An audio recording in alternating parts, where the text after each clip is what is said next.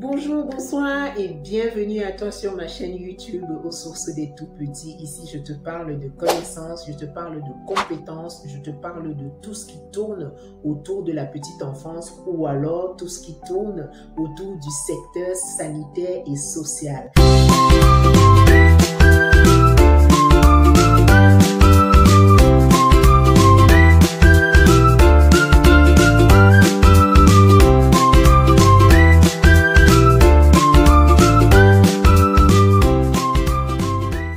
Le secteur sanitaire et social regroupe la petite enfance et l'aide à domicile ou auxiliaire de vie. Tout ça, c'est le secteur sanitaire et social. Donc, tu l'aurais bien compris, ici, je te parle de tout ce qui va t'aider à t'intégrer en France, tout ce qui va t'aider à t'intégrer en Occident, en particulier en France. Pour toi qui viens de te connecter ou pour toi qui va tomber sur cette vidéo, je t'invite déjà à t'abonner, à activer la cloche de notification pour ne pas rater mes vidéos. Si tu ne me connais pas, je suis Janine Guèche, professionnelle de la petite enfance, alias la nounou la plus célèbre de France.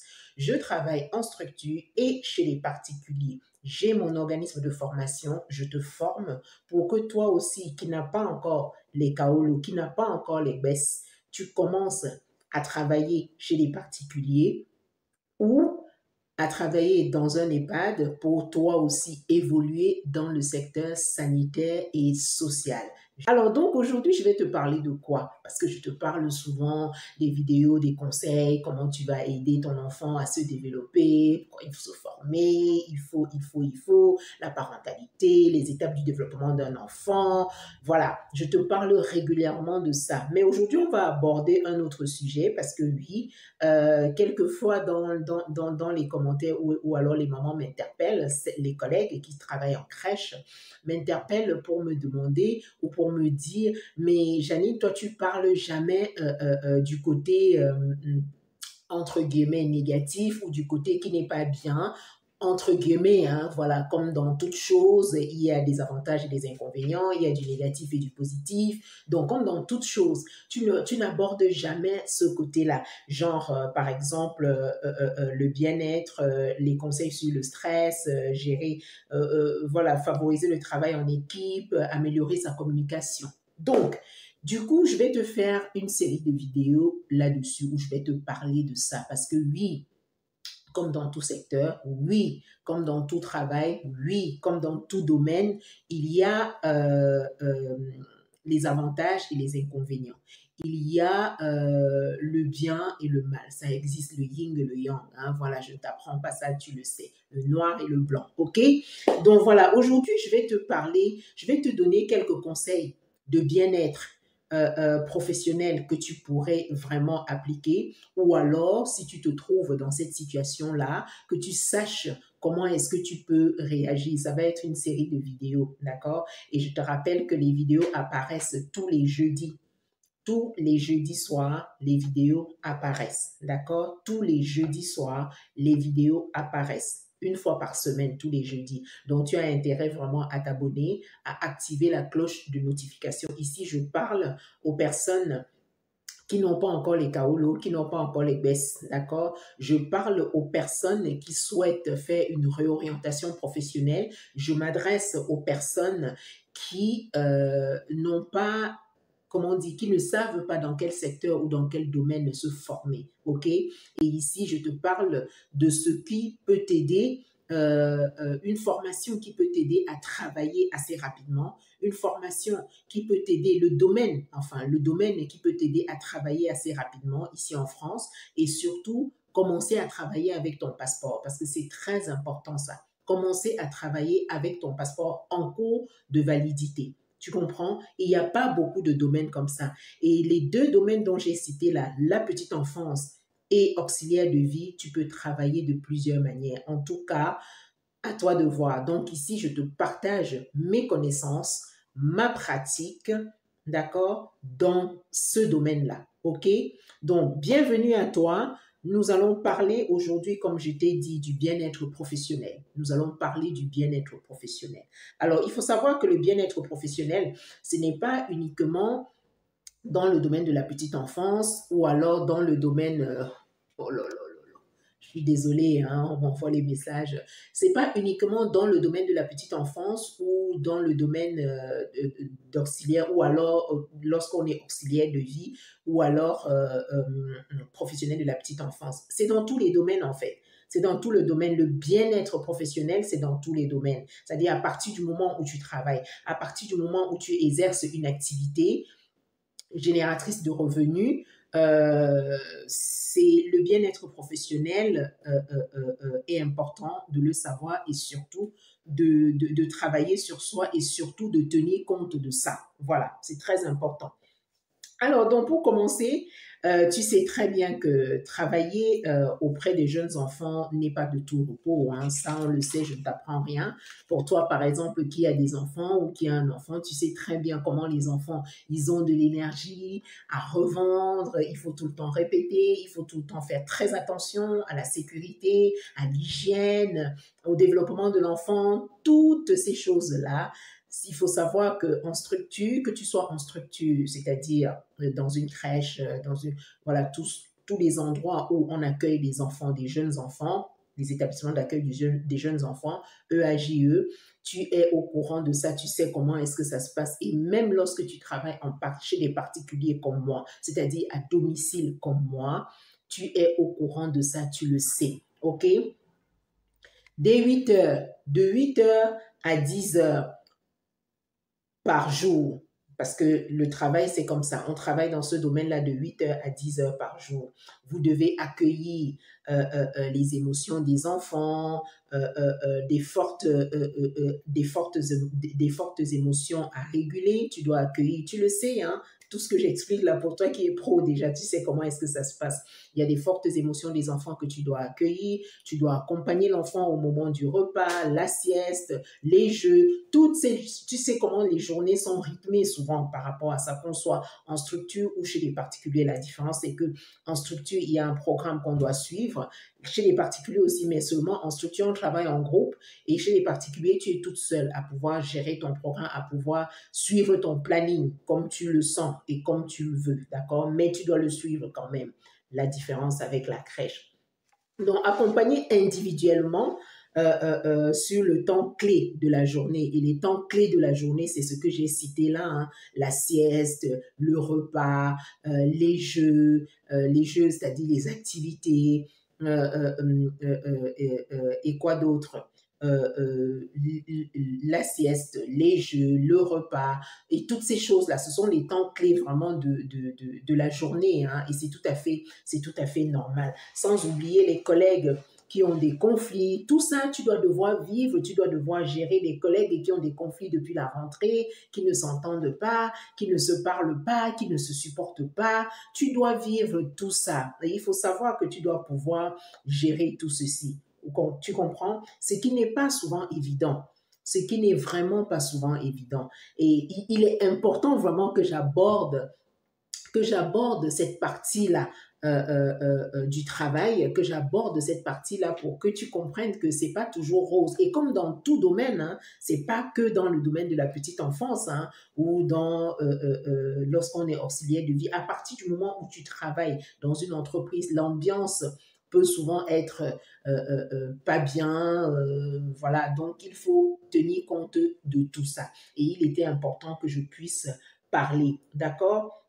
Il n'y a pas de je suis africaine, non, je suis forte, ces choses-là ne me traversent pas, ça ne me touche pas. Non, non, non, non, non, non, non. Il n'y a pas de ça en fait. Il n'y a pas de ça. À un moment donné, il faut accepter. D'ailleurs, ce sont mes collègues justement qui ont la même peau que moi, qui m'ont demandé vraiment de parler de ça aussi parce que ce sont des choses que nous vivons, ce sont des choses qui peuvent arriver, ce sont des choses qui arrivent et dont il faut en parler pour que toi qui veux t'engager dans ce secteur-là, toi qui veux commencer à travailler que tu sois consciente de ça, que tu sois préparée, que tu puisses le savoir, que ça se passe ainsi en fait. C'est très important. Mais ça ne doit pas te faire peur. Ça ne doit pas te faire peur parce que c'est pas quelque chose je veux dire, qui est là pour te détruire. Si c'est là pour te détruire, c'est que toi-même, tu as déjà d'abord un problème. Et c'est la raison pour laquelle j'en parle. Quand quelque chose ne va pas, il faut en parler. D'accord? Il faut en parler. Donc ici, je vais te donner 4 sources de stress qui ont été identifiés, que toi-même, tu dois, parce qu'il s'agit toujours de soi, hein, comme je te dis, hein, c'est pas quelqu'un qui va venir te dire, voilà, tu as ceci, tu as cela. C'est d'abord toi qui dois prendre conscience de ça. Et quand tu as pris conscience de ça une fois, et c'est par rapport à tes gestes, par rapport à tes actes, par rapport à ta façon de parler aux gens, par rapport à ta façon d'agir, par rapport, voilà, tout ceci, ça permet d'identifier, de comprendre ce qui ne va pas en fait, d'accord? Alors, il faut savoir que lorsque tu perds le contrôle d'une situation, exemple, un enfant qui mord à répétition, j'ai pris des notes, hein, c'est pour ça que de temps en temps, je regarde, c'est tout à fait normal. Donc, il faut savoir, par exemple, lorsque tu perds le contrôle face à une situation, un exemple, un enfant qui mord régulièrement, qui mord de temps en temps, c'est une source pardon, de stress. On le sait, c'est une source de stress. Les personnes qui travaillent en structure comprennent ce que je dis. C'est une source vraiment de stress parce que l'enfant qui est mordu, c'est vrai, il ne fait pas exprès. Mais il y a des choses, on ne va pas rentrer dans ce débat-là. Mais il faut savoir que l'enfant qui est mordu, aucune maman ne vient laisser son enfant à la crèche pour que l'enfant soit mordu, ou alors quand elle vient chercher son enfant le soir, ou si la nounou qui vient chercher pendant la transmission, qu'on lui dise que son enfant a été mordu toute la journée, ou alors que l'enfant a été mordu dans la journée. Aucune maman ne veut ça. Tu es d'accord avec moi? Et donc, du coup, ça, c'est une source de stress, par exemple, parce que c'est une situation que tu ne contrôles pas. Ça arrive subitement comme ça, soudainement comme ça, et ce sont des choses qui arrivent régulièrement. Deuxièmement, un événement inattendu se produit. Par exemple, l'alarme à incendie se déclenche alors que tu es en train de surveiller la sieste. Alors que tu es en train de surveiller la sieste dans le dortoir, l'alarme à incendie se déclenche. L'alarme, hein, tu sais, l'alarme que l'on met là pour, lorsqu'il y a une fumée, détecteur de fumée, là, ça bim, ça se met en marche, ça commence à crier. Ça, ce sont des événements inattendus qui peuvent arriver. Et ça, tu dois devoir pouvoir te contrôler, pouvoir te saisir, pouvoir t'apaiser, pouvoir être posé, pouvoir être concentré et te dire, c'est-à-dire ne pas t'énerver, courir, aller dans tous les sens. Quand un enfant mord, tu te fâches, tu t'énerves, voilà. Ou quand tu es au dortoir, l'alarme à incendie se déclenche tout de suite, tu te mets à, voilà. Ce sont des situations, c'est des choses comme ça. Je te donne des exemples pour que tu puisses comprendre par rapport à toi, par exemple, qui vis une situation pareille, que tu puisses comprendre et te poser des questions. Et même au besoin, demander de l'aide auprès d'un spécialiste pour pouvoir t'aider à traverser cette étape de stress-là. D'accord? Tout ça fait partie du bien-être professionnel. OK? Donc voilà, le troisième événement, un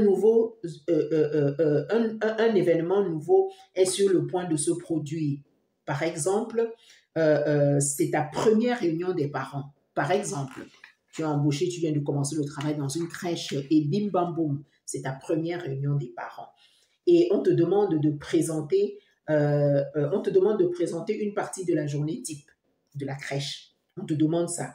Tu viens d'arriver, tu viens de débarquer dans la crèche, c'est la première réunion des parents d'élèves, on te demande, les parents d'élèves sont installés là et tout, on te demande de présenter, évidemment, c'est quelque chose qui certainement, ou alors qui se prépare d'abord en amont, on te le dit avant, mais imagine-toi qu'on prépare, parce qu'on peut souvent préparer les choses et que ça ne se passe pas comme l'on a voulu. C'est peut-être une collègue qui devait le faire, elle ne vient pas et on te demande ça, au pied levé comme ça, de le faire.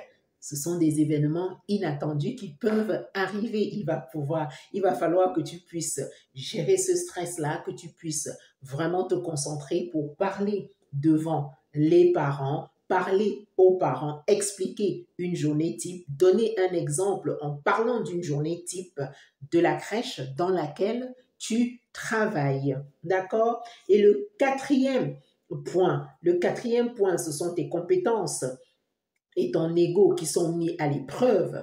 Par exemple, la directrice te convoque dans son bureau parce qu'un parent s'est plaint de tes transmissions, par exemple, pas assez riche à son goût, hein, parce qu'on en voit, hein, tu comprends ce que je veux dire pour toi qui es professionnel. Hein, la directrice te convoque, te dit voilà, le parent n'est pas... Voilà, ce sont des événements qui peuvent arriver. Là, c'est ton ego qui est touché. Là, ce sont tes compétences qui sont touchées. Hein. Tu ne sais pas bien les transmissions alors que tu es une professionnelle. Tu sais ce qu'il faut dire, tu sais ce qu'il faut noter dans le cahier, tu sais bien lire. Voilà, même si les choses sont abrégées et tout, tu sais tu ne le fais pas bien et c'est pas bien au goût du parent. C'est pas que tu ne le fais pas bien, mais le parent trouve que c'est pas à son goût. Enfin, c'est pas bien fait à son goût. Ce n'est pas assez riche à son goût. Son enfant n'a pas assez été n'a pas assez dépensé d'énergie à son goût. Son enfant n'a pas assez travaillé de la journée à son goût. Son enfant, tu sais, hein, nous les parents, hein, nous aimons toujours, comme j'ai l'habitude de dire, que nos enfants soient des Mozart, même à l'âge de 2 ans, même 18 mois. Voilà, seulement, ça ne se passe pas ainsi. L'objectif ici de cette vidéo, c'est de te permettre, c'est que tu puisses apprendre, l'objectif ici, c'est que tu puisses apprendre à identifier ce qui te permet, ce qui te fait être en état de stress. L'objectif de la vidéo, c'est ça. C'est ce que tu permets à identifier. Pour toi qui vis, par exemple, une situation de ce genre que je viens de citer là, ça te permet d'identifier. D'accord? Donc voilà, la prochaine fois, je vais arrêter la vidéo parce qu'il ne faut pas qu'elle soit trop longue non plus. La prochaine fois, je vais te donner quelques conseils qui vont t'aider à gérer ton stress à l'instant T. C'est-à-dire que quand les événements inattendus arrivent là, quand tu sens ça monter là, tu sens ce stress en train de venir là, je vais te donner quelques conseils qui vont t'aider à gérer cela. Donc voilà, je vais m'arrêter ici pour aujourd'hui et je te donne rendez-vous la semaine prochaine pour la prochaine vidéo où je vais te donner quelques conseils qui vont t'aider à gérer le stress à l'instant T. C'est-à-dire que par rapport aux événements inattendus, quand quelque chose arrive, avec les exemples, les 4 exemples que je t'ai donnés au début, que tu puisses savoir comment est-ce que tu peux gérer ça. Donc voilà, ici je te parle de compétences, ici je te parle de connaissances dans le domaine de la petite enfance, ici je te parle de tout ce qui peut t'aider pour ton intégration ici en France, car n'oublions pas, l'intégration passe également par le travail et le travail passe par la formation. Donc, une seule chose que tu dois avoir en tête, c'est la formation, c'est la formation, c'est la formation. Peu importe le domaine dans lequel tu veux travailler, peu importe le domaine dans lequel tu veux te développer, c'est-à-dire tu veux continuer, tu veux scaler, tu veux aller de l'avant, la formation, la formation, la formation, c'est quelque chose qui est incontournable. D'accord? Donc, je t'invite à t'abonner à cette chaîne, à activer la cloche de notification pour ne pas rater mes prochaines vidéos. Sur ce, je te dis à